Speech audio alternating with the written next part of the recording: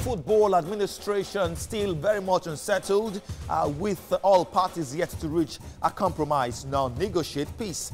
Chris Giwa is not relenting despite calls for him to relax his ambitions for the good of the game in the country. Amaju Pinnick and his board continue to administer the Nigerian game with the full backing of FIFA, who are watching closely, so also is CAF and other relevant international regulatory bodies. We continue to monitor the power tussle, and we will not stop keeping you up to speed with the latest as they happen. Welcome. This is Sport Week with me, Promise Efoge. On the show, warring factions of the Nigeria Football Federation yet to bury the hatchet. Updates on top story. Highlights of the third race of the 2016 Formula One season make up top action. Nigerian ball juggler Harrison Chinedu recounts his world record experience on Side View. The program is Sport Week. The power tussle in Nigerian football fraternity subsists following the decision of the Chris Giwa faction to reject peace moves by neutral parties. Giwa and his group insist they are the duly elected board of the Nigerian Football Federation and must run football affairs in the country. A federal high court in Jos was reported to have nullified the election that produced the Amaju Pinnick-led board, but the registrar at same court insists the judge did not permit Chris Giwa to take over the administration of Nigerian football. An order is hereby made restoring all the orders made by this honorable court in the suit number FAC/J/CS/77/2014 when the suit was struck out on the 30th October 2014. This is the order of the court in respect of this ruling, in respect of the motion. The order did not say Chris Giwa should be reinstated. Simple. Nigeria's Minister of Sports, Solomon Dalong, has moved to quell the rift between both parties by setting up a 7-man reconciliation committee headed by a former president of the NFF, Ibrahim Galadima. The committee also has former general secretaries of the Football Federation, Tijani Yusuf, Balaji Ojoba, and Musa Amadu. But Chris Giwa and his followers are not interested in discussing peace. For them, it is total control of Nigerian football or nothing else. They say the ministers lost the moral podium to midwife any settlement of the dispute between both factions. What actually I put in place wasn't even a reconciliation committee. It was a 7-man advisory committee to advise the minister on the way forward in view of the stalemate we have now in the leadership of the Federation. One faction recognized by FIFA, one faction recognized by the Nigerian court. The best for football is that they are all stakeholders in the football family. They must bury their differences and come together and rally around common leadership for the development of football in Nigeria. That is better for us. Dalong is perceived by the Giwa group to have taken sides with Amaju Pinnick, but the minister remains adamant that the laws do not give Giwa the right to oust Pinnick, provided the latter reserves the right to appeal the judgment of the court in Jos. Former Nigerian Minister of Sports Balaka Oje lambasted Chris Giwa for ignoring calls for peace. He accused Giwa and his group for deliberately putting spanners in the Nigerian football's wheel of progress. Both parties have been urged to respect the country and put aside personal interest to enable the growth of football in Nigeria.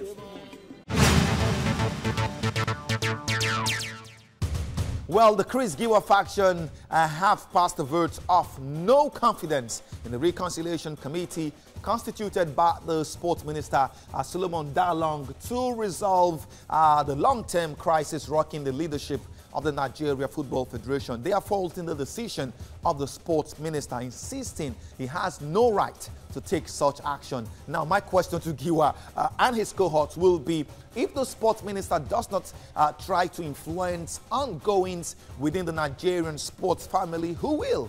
Absolutely, who will? Reverend Moses Ilo is a veteran sports administrator. He was a former member of the Nigerian Cycling Federation. Of course, he was president of that federation at that time, and also a former member of the Nigeria Football Association, as it was called then. He is 85 years of age, but still very fit and strong to talk sport. He's on the program today. We're glad to have you on the show, Reverend Moses Ilo. Well, I'll start by asking you, with your experiences in football administration, what do you think is primary reason for the leadership tussle in the Nigeria Football Federation? Well, one word, corruption. Otherwise, there's no business. Look, you know, sport is a unifying factor. Sport is transparent. Sport is carried out in the open. Adjudication in the open. But once you try to play tricks in sports, then you run into trouble. I think there is some bad business going on there. For you to take football to the level of shame that is going right now hurts me, and I feel very bad about it. The one word is the one word for it is that corruption is nosing in hard into football in Nigeria. Well, Chris Giwa is adamant. He doesn't seem interested in any peace talk. Does he really have a case? Your thoughts? I can't tell you whether he won the election properly or not. What I'm saying is, if the NFF feel, he should at least protest to the NFF. If they feel he's wrong, too bad, let him go to the arbitration courts in Geneva, meant for football too. Go there. But to take NFF to court is disgraceful, it is painful, it should not have been done. Well, Chris Giwa seemed to be rejecting the sports minister's intervention. Do you think the sports minister is actually doing enough to settle the dust? Well, I don't understand really. My only point is this. I don't know how much, but I think he does. I don't know how much of the intricacy in sports organization in Nigeria that the new minister knows. But I take it that one should not be critical of him being silent now. Let's watch and see what he's coming up with. Okay, before I let you go, I would like to ask you this, Reverend Moses Ilo. What will you prefer as a lasting solution to the crisis? Well, for this particular NFF thing, to withdraw it from the normal courts, if you cannot go to the Court of Arbitration in Geneva, then try to have another new transparent election and have someone to be an observer to say what it is and what it is not. Well, Reverend Moses Ilo is a former member of the Nigeria Football Association and former president of the Nigeria Cycling Federation. Many thanks for spending time with us on Sport Week. Well, all right, in a bit, sports journalist Brownson Unwana will be joining me on the show, and together we will be discussing the issues and developments around Nigerian football. The show returns shortly.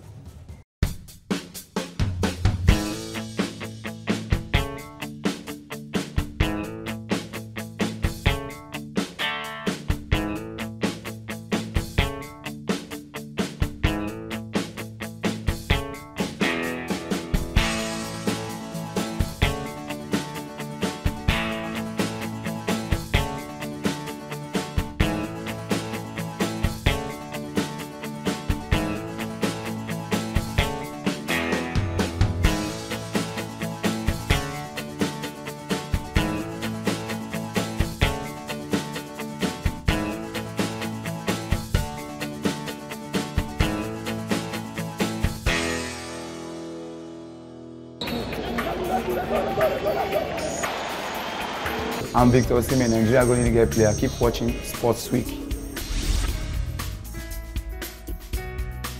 Welcome back. Well, the current situation with Nigerian football is no doubt very, very worrisome. The leadership battle brings plenty of doubts on the credence of those struggling to stifle the game and hijack football. The Super Eagles are still without a substantive manager, and all these puts worries on the minds of every sports lover in the country. Brownson Unwana is here with me. We're glad to have you on the show, Brownson. Thank you very much, Promise. Well, these men are still tussling. He has the support of the sports ministry. He has the support of many Nigerians. I can tell you that categorically. He has the support of FIFA. He has the support of CAF. He has the support of WAFU. He has the support of the Court of Arbitration for Sport. The question is, what is this man fighting for? You want to say, most people at this point want to say Giwa is really fighting a loose battle. But this man is really not fighting. As far as he's concerned, there are a lot of things to fight for. Giwa is wasting his time, obviously. We understand, yeah, the court of the Nigerian court gave an order in his favor, but Nigeria, nobody asked Nigeria to go and join FIFA. But funny enough, the registrar of that same court in Jos said that the court did not ask Chris Giwa to go and occupy the glass house. Controversy. Absolutely. I'm telling you, too much drama for Nigerian football. I think if Giwa is really a lover of Nigerian football, if we want Nigerian football to grow, I think he should really step down. It's been just 2 years for Pinnick to step down, or probably for his tenure to elapse. Okay, now, just shortly before you came on, Reverend Moses Ilo, a very veteran football administrator, did say that going by what's been happening between these men, that perhaps a fresh election should be conducted. Do you subscribe to that? No, I totally disagree. I totally disagree because nullifying Pinnick's election would be very, very unfair. Don't forget, during his election, FIFA observers were there, CAF observers were there, WAFU. These were things that were absent. Yeah, these were things that were absent when Giwa had his election. Only Tamino Danagogo, the then sports minister, was there. Of course, you know what that means. So I think it would be totally unfair, and it would be good for football. It would be a very, very bad precedent. It shouldn't be taken into consideration at all. Okay, we have the Super Eagles will be playing friendly games in a couple of weeks from now. That's to keep the national team busy. Not forgetting that since Olisa left, Samson Siasa came in on an interim basis. We have another set of interim coaches again. Maybe not an interim NFF, but Salisu Yusuf and Amadou Shuaibu. That's one name that keeps reoccurring. It keeps coming and going. It comes and it goes. Amadou is back as an interim coach with the Super Eagles for those two friendlies against Mali and Luxembourg. Are the Eagles still super? Well, a very big question. that must be the answer. That's a big question. All right, but first we have to give kudos to Nigerian Football Federation, regardless of the crisis, all the issues. They're still marching on. Yeah, they're still marching on, trying to fix the game for Super Eagles of Nigeria. The first time I heard about the Luxembourg, I thought it was a club side. I have to go back to the books and show it's actually a nation. But then, good one. Amadou is the man that has 9 lives with Super Eagles. He's gone on and off, on and off. He has a way of coming back when things seem to be very tough for us. But overall, one of the assistants, I think the Ifeanyi coach that is part of the team, has expressed so much delight and privilege to working with this team. They promised to give Nigeria attacking football. When we are looking forward to, don't forget... Without prejudice to the qualities of Amadou Shuaibu as a coach, you can only guarantee attacking football from certain Nigerian coaches. Absolutely. Samson Siasa, one of them. Absolutely. Attacking football from Amadou Shuaibu, I don't know about that. Defensive football, maybe yes. Yeah, defensive football, I don't know what you mean by that. But however, this whole thing is supposed to be like a build-up to the World Cup qualifiers, and the coach that is even supposed to take the team is still, it's probably a big problem. Okay. It's really a big problem on our hands. I really don't know how they want to solve this. Well, hopefully all the issues surrounding Nigerian football will be nipped. Like we just mentioned, the Pinnick-led NFF are powering on, they're marching on, organizing quality-friendly games for the Super Eagles, while the Chris Giwa faction is busy appointing a dead referee for an MPFL game this weekend. I mean, that's amazing. That's really amazing. Sounds, I mean, I'm trying to curtail words, you know, on national television. I mean, that goes to tell that these persons don't really know what they're doing. I mean, appointing a referee who died in January for a game on the weekend. Come on, guys. Of course, that's the person that wants to run Nigerian football. It's really laughable. Really laughable. Very laughable. Well, on that laughable note, I want to say thank you for coming on Bouncing Owana. Always a pleasure, promise. Well, it remains a surprise that Formula One champion Lewis Hamilton has so far failed to replicate the form and sharpness that saw him win more races than anyone else last season. This term, the British driver seems to have imploded in performance, and his 7th place finish in the previous race in China tells a very, very bad story. Meanwhile, his teammate Nico Rosberg leads the driver's standings with maximum points. Yes, Nico Rosberg on top of it. Hamilton is second, a distance second with as much as 36 points behind, and Daniel Ricciardo of the Red Bull team in 3rd position. Sebastian Vettel, the German, is 4th at the moment with 33 points after 3 races, and the veteran Kimi Raikkonen is 5th. That's the top 5 at the moment after 3 races. Now, on top action, let's see how the race in China panned out.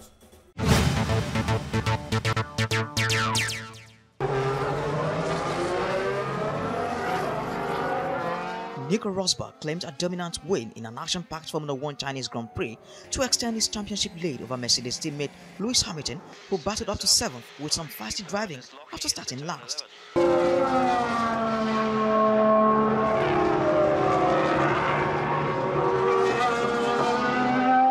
Sunday's win was the 17th of Rosberg's career and extends his streak of race victories to 6, dating back to last November's Mexican Grand Prix.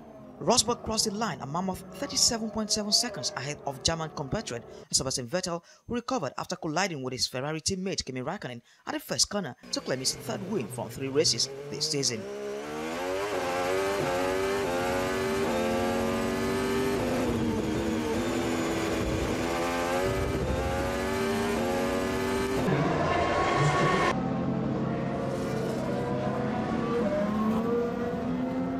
Daniel Kvyat finished 3rd to score Red Bull their first podium finish since September's Singapore Grand Prix, but the Russian had to defend himself after the race when an angry Vettel blamed him for the collision between the Ferraris.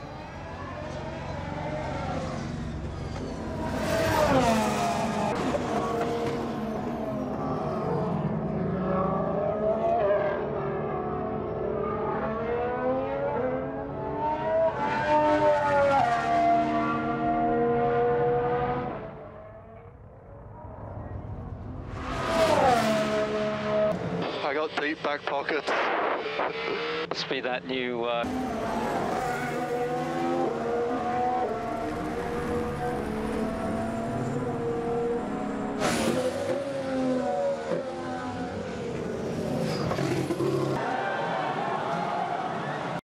Red Bull's Daniel Ricciardo finished 4th. Raikkonen, who came off worse in the first corner collision with teammate Vettel, was 6th ahead of Felipe Massa of Williams.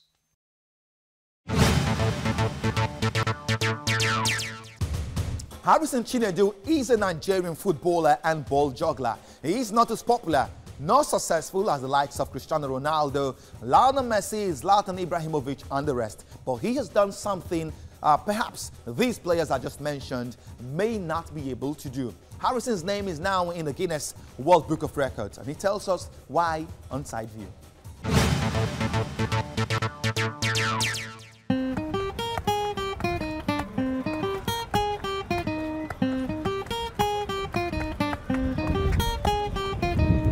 Yeah, my name is Harrison Chinedu. I'm a Nigerian footballer based in Cambodia.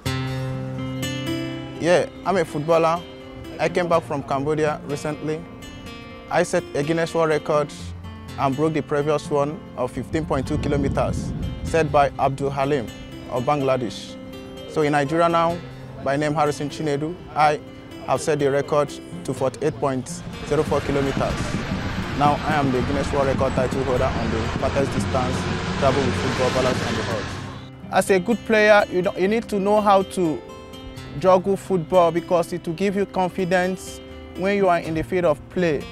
You will not play with anxiety. It will give you full confidence to control the ball.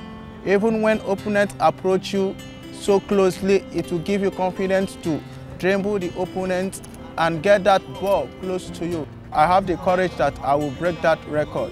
Even before attempting it, I have broke the record several occasions on my own before getting to announce it with the Guinness Book of Records, which officially approved it and gave me permission to attempt it, which I have did it. Even they're supposed to verify it within the 60 days, but because of how beautiful or how creative the record was and how they didn't expect such thing, so they verify it within 16 days.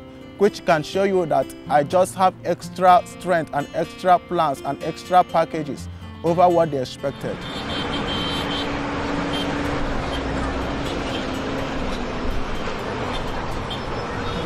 I spoke through my agent to Samson Siasia. He said, yes, it's a good thing to do and it is a good talent in Nigeria because if any one of us as players can go extra mile and individual achievement like this, it will make the country more glorious. So he promised that he will call on me whenever he see me attached with a club because now I am unattached because I came back to Nigeria since last year for the purpose of breaking this Guinness World Record. So I left my club in Cambodia, which I play under Byongket Rubber Football Club. So now I'm unattached, but I'm processing to get myself in Europe soon.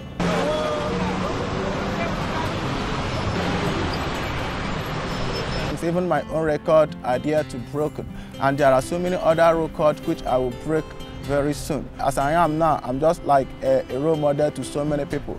Even from where I grew up, they're always saying, "Oh man, I don't know that this can come true." Even I myself, I didn't believe it that someone can be, transformed in this aspect. But thank God that today, I'm just a living testimony to myself and to people.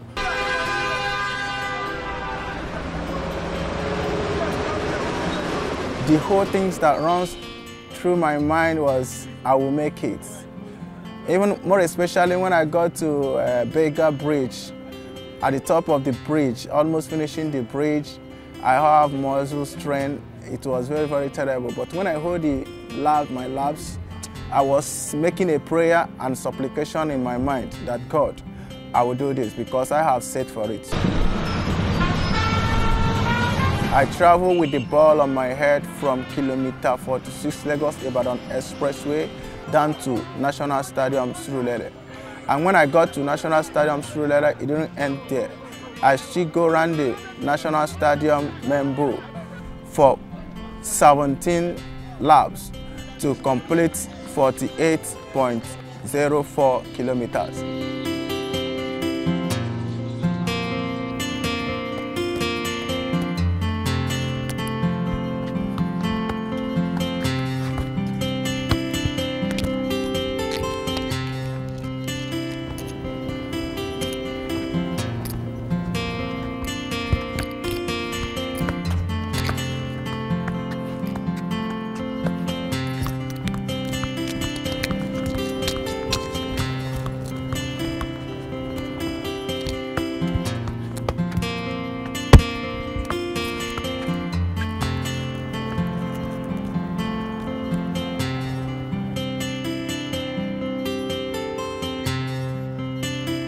Yeah, my name is Harrison Chinedu.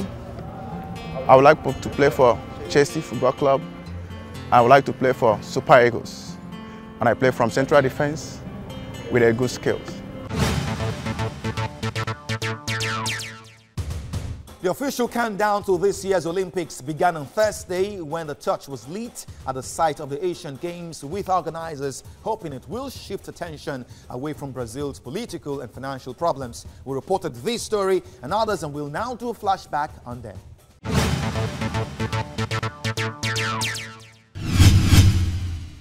Top Bahrainian athlete Shitane Habte Gabriel pulled out of the 2016 Okpekpe International Marathon because of injury. Organizers say the race will be organized in accordance with the IAAF competition rules. The Nigeria League Management Company imposed a $17,000 fine on Giwa FC for the violence caused during a league game against Enugu Rangers in Jos. FIFA President Gianni Infantino hopes the 2018 World Cup in Russia will be the first tournament where video referees help officials with decisions. Infantino has said the testing will start now and run over a 2-year period. The official countdown to this year's Olympics began on Thursday when the torch was lit at the site of the ancient game. The ceremony marks the 80-year anniversary since the relay was introduced by the Nazi organizers of the 1936 Berlin Games. The Nigeria Rowing, Canoe and Sailing Federation unveiled 20 canoe and kayak boats in Lagos.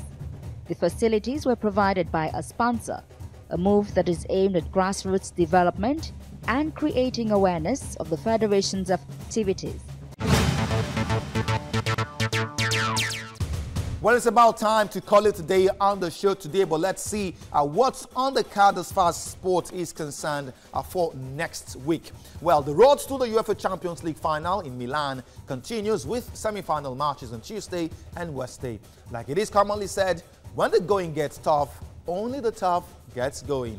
On Tuesday, it will be Manchester City playing Real Madrid at the Etihad. It will be City's first Champions League semi-final experience, but at this stage of the competition, every team is a potential winner. On Wednesday, Bayern Munich traveled to Atletico Madrid for the second semi-final. Considering Atletico's fine form, Pep Guardiola is aware his side must have their work cut out. I look forward to these games because they guarantee the best of European club football. Well, that will be it in Sport Week this week. I am Pramse Fogia. We'll be back next week. Until then, bye-bye now.